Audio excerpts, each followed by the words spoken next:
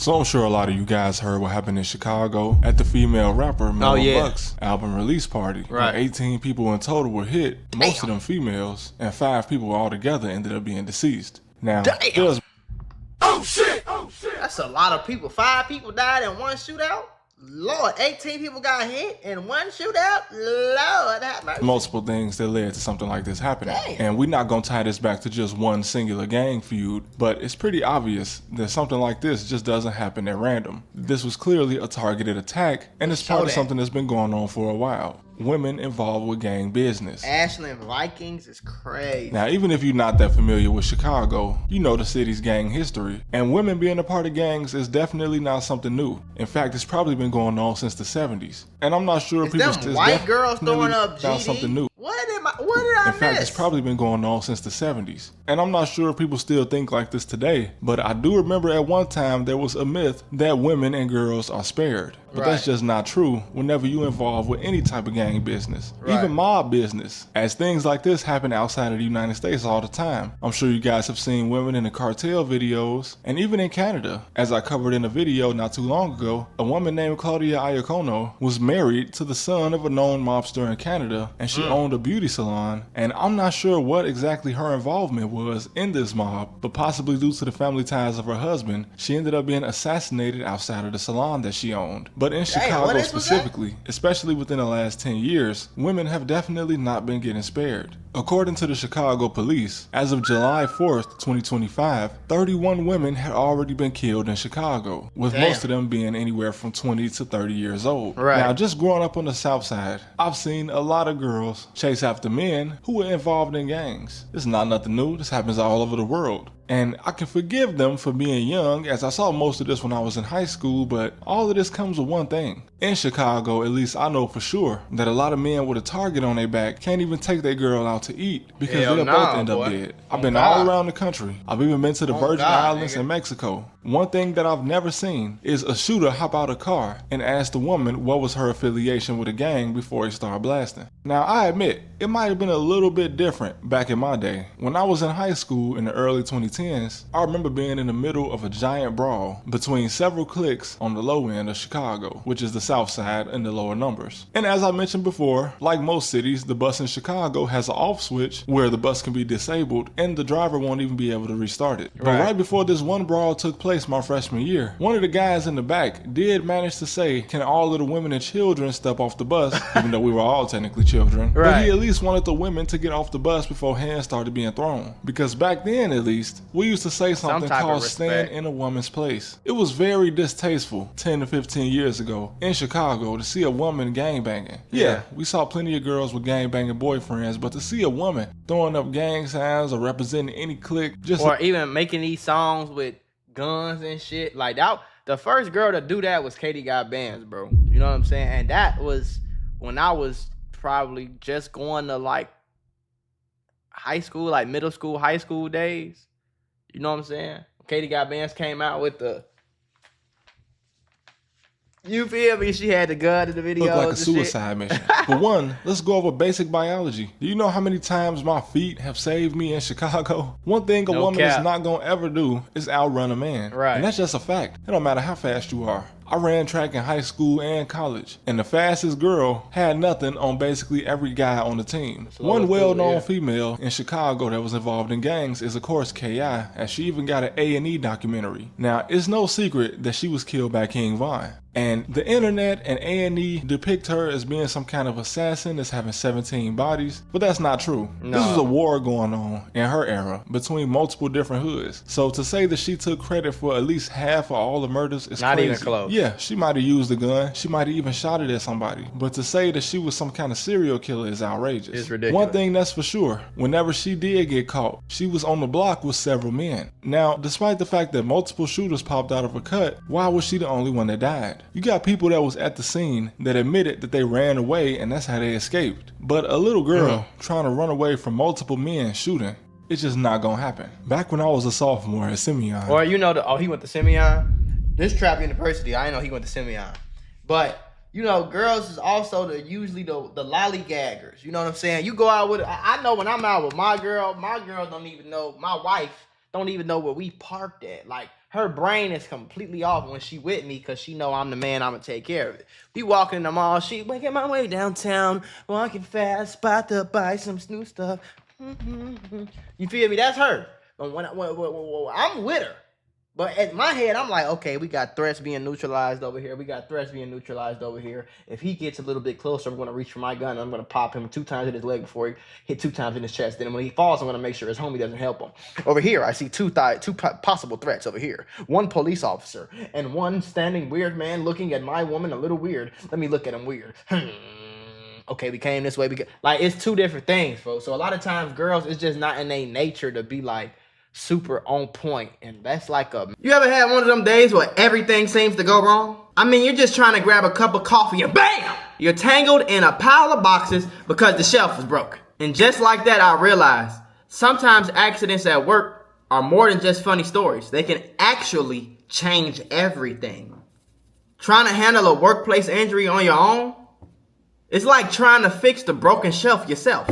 More chaos, more headaches, and it's no guarantee that you'll get what you deserve. You got paperwork, insurance calls, and someone always telling you to wait. It's enough to make you wish you had a secret weapon. But here's the thing, there's a team of people that fights for people just like you. For over 35 years, Morgan & Morgan, America's largest injury law firm, has been winning cases when everybody else said it couldn't be done. In Florida, someone got $12 million after a work accident, even though the insurance was ready to offer just $350,000. In Pennsylvania, a worker was awarded $26 million, which was 40 times the initial offer.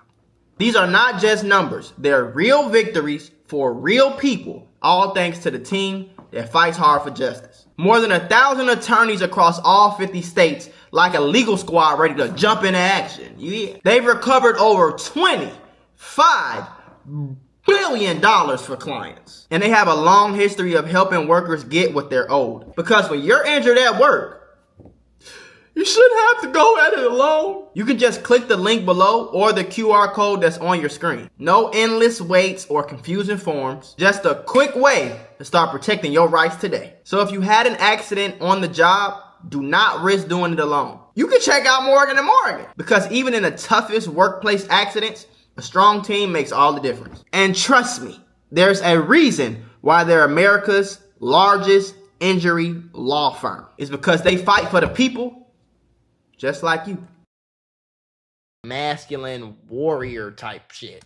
Simeon was having a basketball game against their main rival, Morgan Park. It attracted kids from high schools all over the city. And it wasn't uncommon for a fight or a shooting to break out after or before. Just like Kenwood and King, boy. When we played King, boy, somebody was gonna fight something. Basketball or a football game back in those days. And there had been tension all through the game, but after the game, in the parking lot, apparently a fight broke out and somebody ended up getting shot. And some little freshman girl named Daisy, I'll never forget the name because the name did not match the attitude. She started posting on social media, basically mocking this guy that died, even though she didn't know who he was, but doing it as some sort of a twisted school pride, because she would make jokes that Simeon had shot at an op and made his body fall, which was a reference to a song.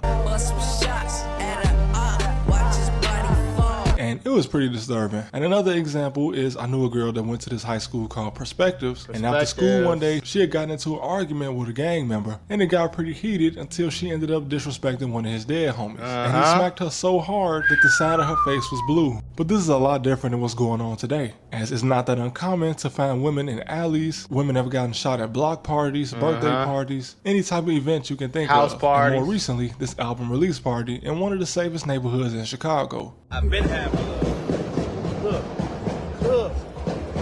Somebody is shooting that woman, shit especially up, one like, from the Lord. city, you have to be wise enough to know that hanging with certain crowds is more likely to get you killed. With this whole Mellow Buck situation, they say that some of the guys she's associated with in Drench Gang have been mocking a guy named Drills who was killed. Now, when it comes to mocking the dead friend of a group of people with guns, when they come to take revenge, they're not gonna stop and ask questions. Because to them, it doesn't matter if they hit you or somebody that you know, because either way, it's gonna hurt you. And that's what gangbanging is in Chicago. People trying to make people feel as hurt as they are. It's not about a gang, a territory, drugs, none of that. And the fact that the police, even though they've gotten better, have been known historically in Chicago to not be able to solve many of the homicides, some of these guys are way more comfortable with collateral, like women being hit in situations like this, because they know they probably still won't get caught. But what shocks me is this is nothing new. So when women act like something like this can't happen to them, I'm very confused. I remember when I was in 8th grade, by the time freshman year was about to come around, there was a girl I graduated with that already had 2 dead boyfriends. 2 dead boyfriends by age 15. This is a tragedy. Yeah,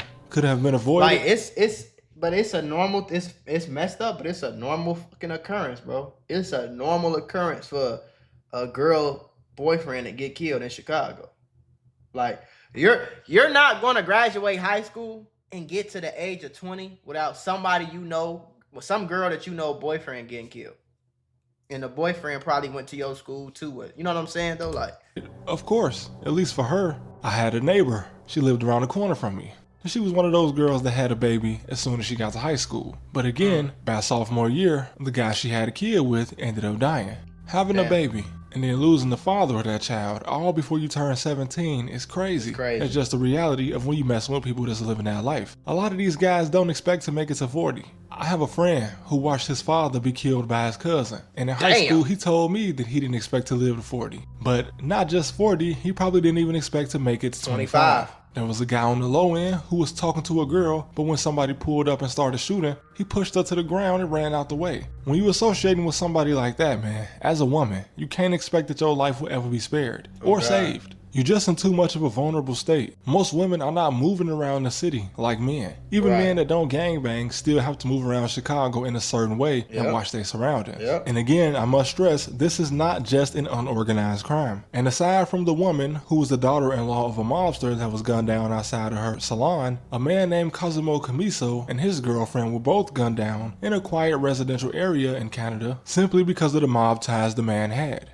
Even though many that knew him would say that he was a reputable businessman, sometimes just who you associated with as a man or a woman can mean the end of your life. And this woman he was messing with was apparently a city worker, so she likely had no ties to the mob at all outside of her boyfriend. But regardless, when the shooters popped out, they both died. And today in Chicago, even though the homicide rate has gone down, the homicides that do take place are a little bit more brutal. You have girls getting shot in front of their high school, girls getting left in the doorway of their apartment buildings. Some very vicious things that I've read over the past couple years, and that have even happened to people associated with people I know, including family. You are already in enough danger walking around the city as a woman, whether you alone or in a crowd. But to add more danger to this by associating with gang members is crazy. But I just wanted to vent about that, because I've been seeing it too much in Chicago lately. And like I said, it's been becoming a trend over the last 10 years. But in the future, everybody just needs to be smarter and be more careful with the company they keep. If you're hanging around a bunch of men who act like they don't care if they live or die, because that's what a lot of them are doing, acting. They say they okay with dying until a shooter pops out. And I guarantee, if you walk into a group of gang members and tell them to raise their hand if they want to die right now, ain't nobody hand gonna go up. But if you hang around a group of guys that want to pretend to be this careless, can't be surprised when something happens to you. It's just smart to not hang around niggas that's in the streets at all. Cause you don't know that's my thing. I don't know what you did yesterday. I don't know what you did today. I don't know what you said on Instagram. I don't know what you said on Facebook. I don't know what you said on some random FaceTime with your op. I don't know nothing, bro. I'm not kicking it with you, bro. Your ass will fuck around and get everybody in the car killed. So I'm not getting in the car with you, bro. See you later. You know